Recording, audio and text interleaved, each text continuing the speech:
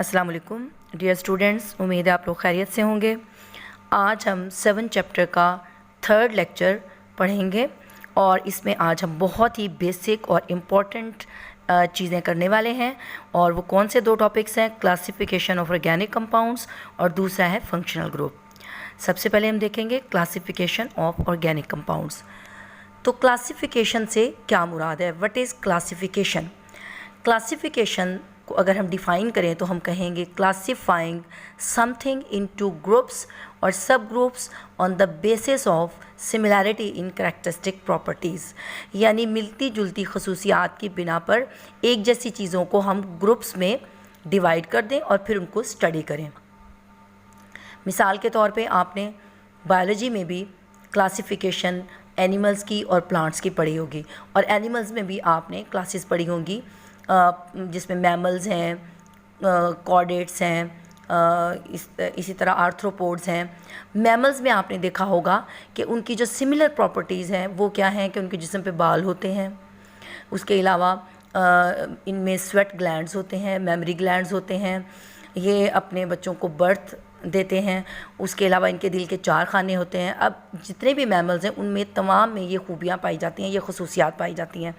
इनकी बिना पर हमने उनको एक ग्रुप में रख दिया जिससे इनकी स्टडी इजी हो गई। इसी तरह हम ऑर्गेनिक कंपाउंड्स की भी क्लासिफिकेशन करते हैं। ऑर्गेनिक कंपाउंड्स की क्लासिफिकेशन क्यों ज़रूरी है, इसलिए कि हम जानते हैं हमारे पास मिलियन की तादाद में ऑर्गेनिक कंपाउंड्स हैं और हमारे लिए तकरीबन ये नामुमकिन हो जाता है कि हम इनको इंडिविजुअली स्टडी करें।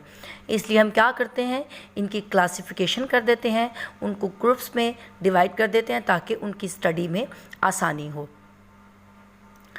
क्लासिफिकेशन शुरू करने से पहले आपको थोड़ा सा मैं नॉमेनक्लेचर के बारे में बताऊंगी, ऑर्गेनिक कंपाउंड्स की नेमिंग के बारे में, क्योंकि नॉमेनक्लेचर का मतलब क्या होता है, नेमिंग देना, यानी नाम देना कंपाउंड्स को।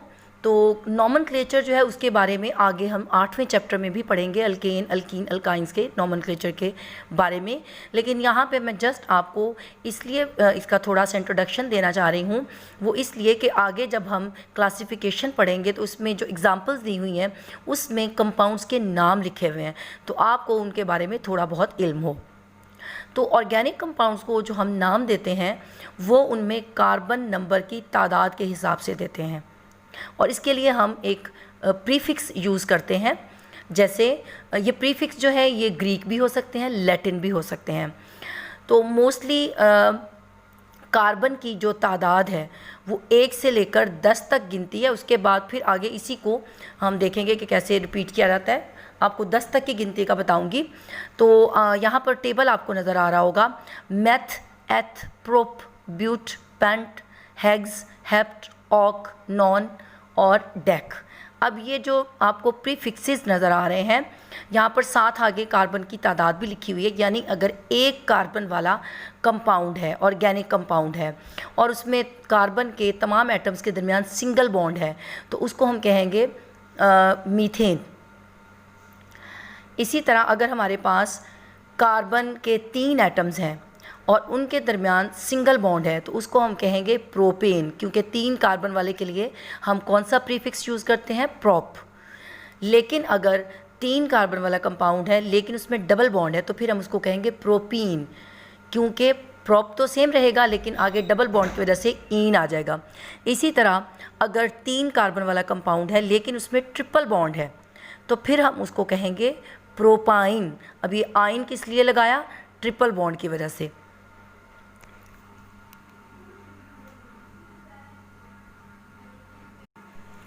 जो पहले 4 हैं यानी मेथ, एथ, प्रोप, ब्यूट, ये किसी भी सिस्टम से पहले के हैं।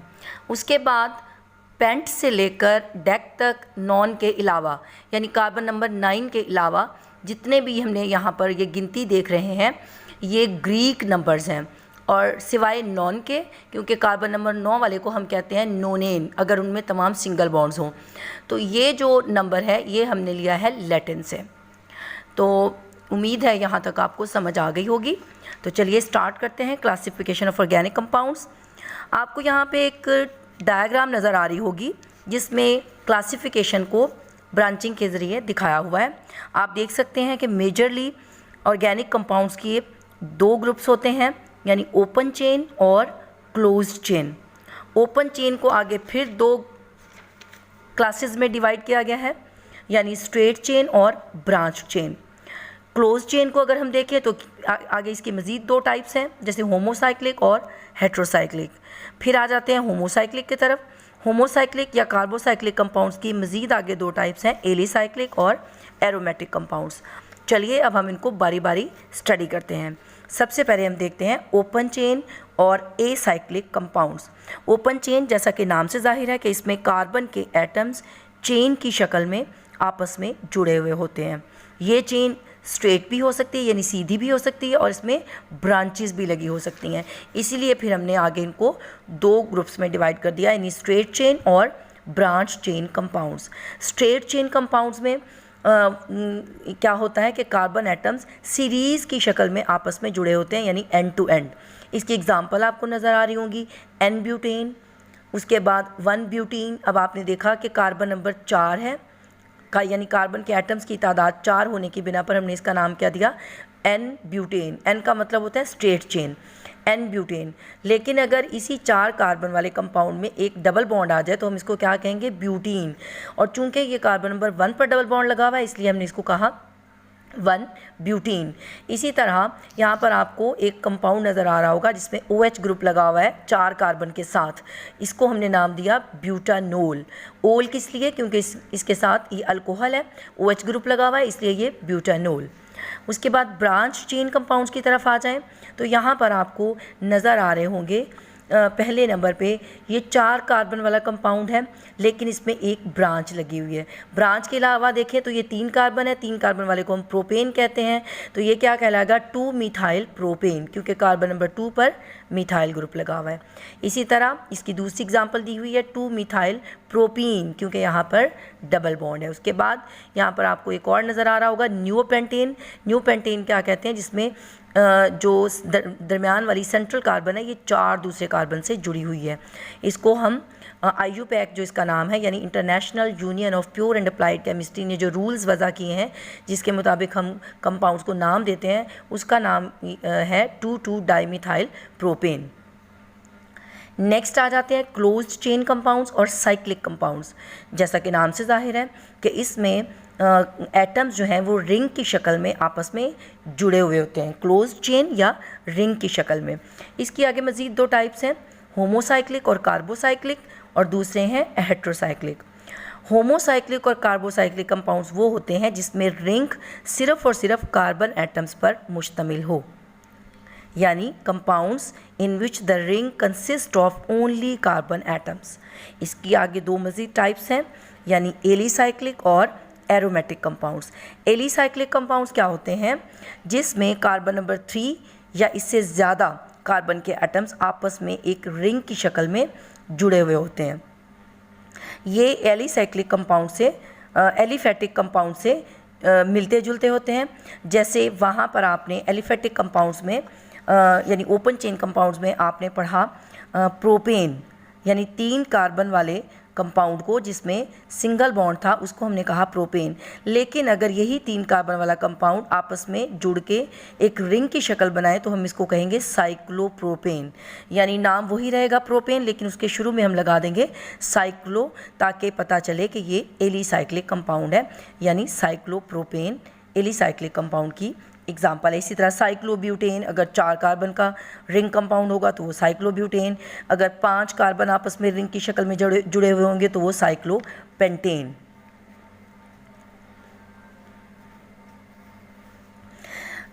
एलिसाइक्लिक कंपाउंड्स में इनका कोई एक हाइड्रोजन, रिंग का कोई एक हाइड्रोजन रिप्लेस करके यहाँ पर कोई और ग्रुप भी लगा हो सकता है। उसके बाद आ जाते हैं एरोमेटिक कंपाउंड्स। एरोमेटिक कंपाउंड्स क्या होते हैं, जिनमें कम से कम एक बेंजीन रिंग मौजूद हो।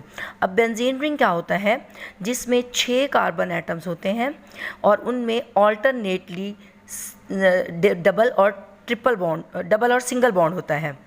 यानी बेंजीन रिंग क्या हुआ कि 6 carbon compound having alternate double and single bonds.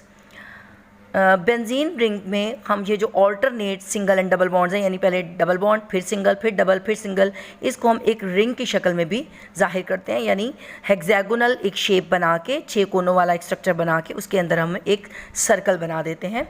ये बेंजीन रिंग का स्ट्रक्चर हो गया। अब ये जो एरोमेटिक कंपाउंड्स हैं, इनमें बेंजीन रिंग के साथ कोई साइड चेन लगी हुई हो सकती है। जैसे यहाँ पर मिथाइल ग्रुप लगा हुआ है, उसको हम कहेंगे टोलुइन। इसी तरह बेंजीन रिंग के साथ अगर OH ग्रुप लगा हुआ है तो उसको हम कहेंगे फिनोल। ये भी एरोमेटिक कंपाउंड्स की एग्जांपल्स हैं। इसी तरह एरोमेटिक कंपाउंड्स में ये भी हो सकता है कि बेंजीन रिंग, 2 या 2 से ज़्यादा बेंजीन रिंग आपस में फ्यूज़ हो जाएँ, जुड़ जाएँ। इसकी एग्जाम्पल क्या होगी? जैसे नेफ्थलीन, जिसको फिनाइल की गोलियाँ हम कहते हैं। ये जो सर्दियों में हम पेटियों में रखते हैं ताकि उनमें उसकी स्मेल ना आए कपड़ों की और उसको टिड्डी ना पड़े, तो उसमें हम फिनाइल की गोलियां डालते हैं। वो फिनाइल नहीं होती, वो नेफ्थलीन होती है। तो उसका फार्मूला यहाँ पे आपको नज़र आ रहा होगा। 2 बेंजीन रिंग आपस में जुड़े हुए हैं। इस तरह एंथ्रासीन है, इसमें 3 बेंजीन रिंग जुड़े हुए हैं। ये 3 बेंजीन रिंग एक और पैटर्न से भी जुड़े हुए हो सकते हैं, यानी 2 नीचे और एक ऊपर, उसको हम कहते हैं फिनेंथ्रीन। लास्ट है group heterocyclic compounds. Heterocyclic compound जैसा कि नाम से जाहिर है कि इसमें एक हेट्रो एटम भी होगा। हेट्रो का मतलब क्या होता है? मुख्तलिफ, यानी जिसमें रिंग में कार्बन एटम के अलावा कोई और भी एटम शामिल हो, उसको हम कहते हैं हेट्रोसाइक्लिक या हेट्रोसाइकल्स। अब हेट्रोसाइक्लिक कंपाउंड्स में एक या एक से ज़्यादा दूसरे एटम्स हो सकते हैं, हेट्रो एटम्स हो सकते हैं। और वो कौन से होते हैं? मोस्टली ऑक्सीजन, नाइट्रोजन, सल्फ़र, ये इसमें हो सकते हैं। और इसकी आपको एग्जांपल यहाँ पे नज़र आ रही होंगी।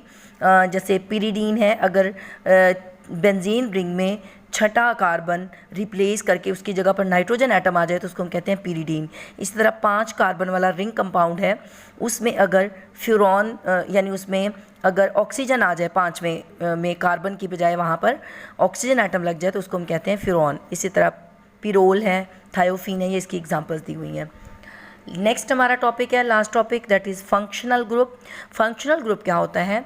कोई भी एक एटम या ग्रुप ऑफ एटम्स या डबल बॉन्ड या ट्रिपल बॉन्ड जो किसी ऑर्गेनिक कंपाउंड के साथ लग जाए तो उसको स्पेसिफिक प्रॉपर्टीज़ दे। यानी एन एटम और ए ग्रुप ऑफ एटम्स और डबल बॉन्ड और triple bond whose presence imparts specific properties to organic compounds is called a functional group। अब इसकी एग्जांपल क्या है? जिस तरह अगर किसी कंपाउंड में OH ग्रुप लगा हुआ हो तो उसको हम कहेंगे ये अल्कोहल है। अब OH ग्रुप जो है इसको हम कहते हैं हाइड्रोक्साइल ग्रुप, और जिन कंपाउंड्स में ये पाया जाता है उसको हम कहते हैं अल्कोहल्स। अब अल्कोहल्स बेतहाशा हैं, यानी कार्बन नंबर 1 से लेकर कार्बन नंबर 12, 13, 15, 20 बहुत सारी कार्बन हो सकती हैं, उनको हम अल्कोहल्स कहते हैं।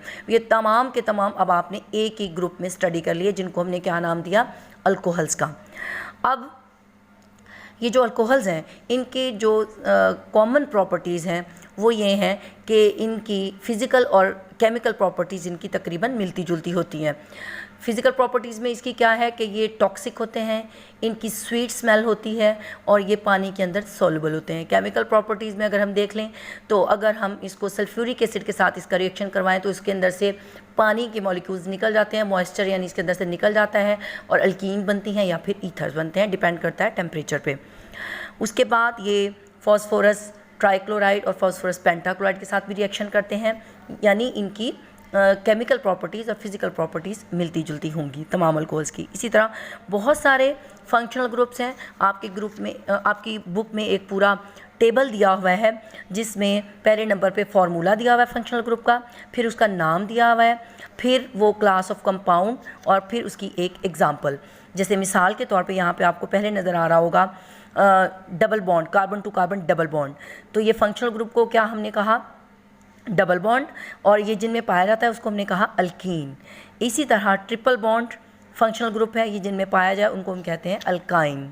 इसी तरह हेलो फंक्शनल ग्रुप है, हेलो यानी हेलोजन्स यानी फ्लोरो, क्लोरो, ब्रोमो, आयोडो, इनमें से कोई भी एक एटम अगर जुड़ा हुआ होगा उसमें कार्बन चेन के साथ तो उसको हम कहेंगे ये अल्काइल हैलाइड्स हैं। ये फंक्शनल ग्रुप क्या कहलाया? हेलो। और वो कंपाउंड जिनमें ये पाया जाता है उसको हम कहते हैं अल्काइल हैलाइड्स।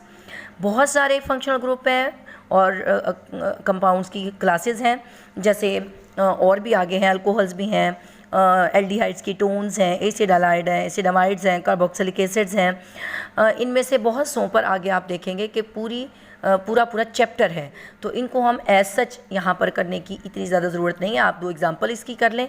उसके अलावा आपको जो पेपर में क्वेश्चन आता होता है वो यूँ आता है कि what is functional group, give examples of 2 compounds in which oxygen functional group, oxygen containing functional group is present. उस पर आप कौन सी एग्जांपल दे सकते हैं, जैसे एल्डिहाइड कीटोन है, ठीक है, उसके अलावा कार्बोनाइल फंक्शनल ग्रुप, यानी उसके अलावा ये ईथर्स हैं जिनमें ऑक्सीजन होता है, उसके अलावा कार्बोक्सिलिक एसिड्स होते हैं जिनमें ऑक्सीजन वाला फंक्शनल ग्रुप है, यानी कार्बोक्साइल ग्रुप।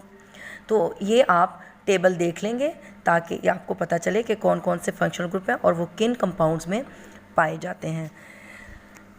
तो डियर स्टूडेंट्स, इसके साथ ही हमारा आज का लेक्चर ख़त्म होता है। नेक्स्ट हम अगले लेक्चर के साथ हाज़िर होंगे। तब तक अल्लाह हाफ़िज़।